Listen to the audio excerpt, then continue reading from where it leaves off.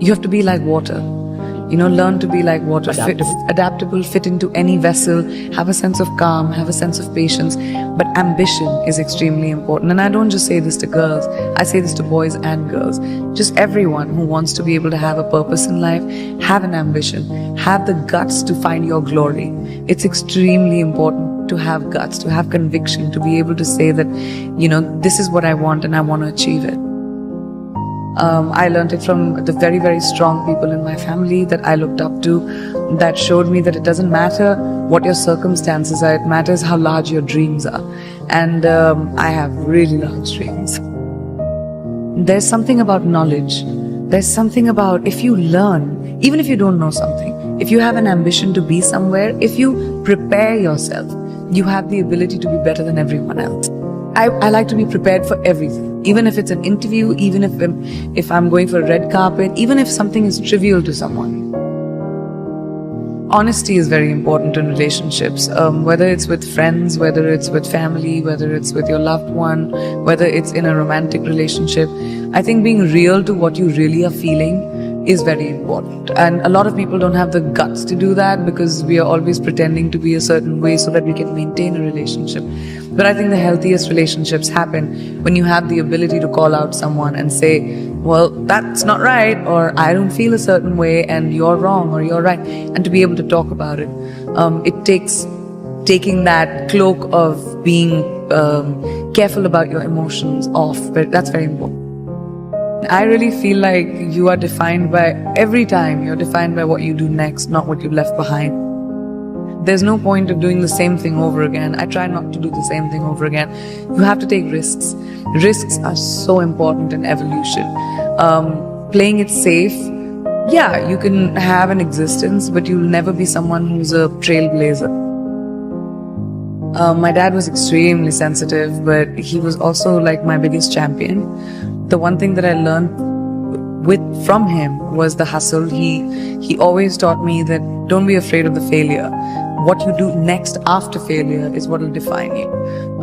Everyone fails. It's going to happen to you, it's going to happen to me, it's going to happen to everyone. Instead of sitting on your hands and saying, I can't do it again, find the courage inside of you and saying, what can I do differently? How do you look back into your mistake and say, all right, that was a mistake. Great, not doing that again. That's something I really learned from my dad. My parents never wanted me to have a what if in my life. What if I had done it? What if I had tried that? So they always supported me. They said, no matter what you do, whatever mistake you make, have the confidence to come and tell us. Because even if you kill someone, my dad, I remember him telling me this, even if you kill someone, come and tell me, I'll help you find the body. I'll help you bury the body, but then I'll take you to the cops too.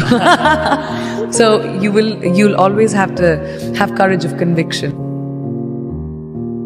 We spend our entire lives trying to figure out who we really are, and then we change. And then we figure it out, and then we change again. And I think that's the most constant, right? I'm constantly changing, constantly evolving, and I'm hoping that everyone's still curious about me as I keep doing that.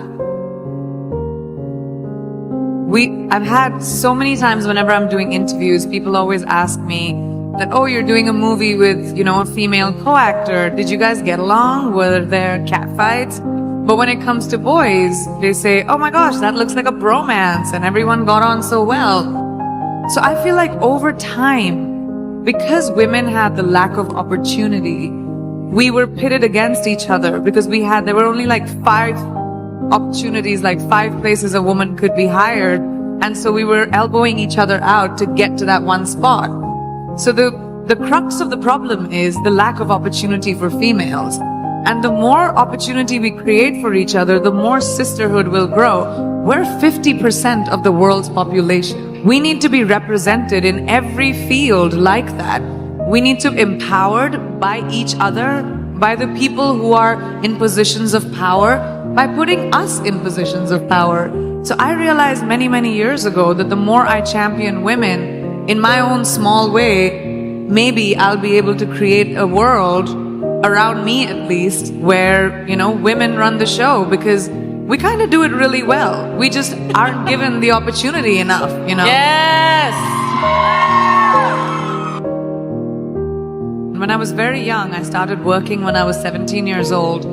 And I remember my mother telling me this really young, that women should be financially independent. It doesn't matter who your father is, it doesn't matter who your husband is going to be, it doesn't matter who your brother is, it doesn't matter who the man in your life is. You need to be responsible for your finances and be financially independent.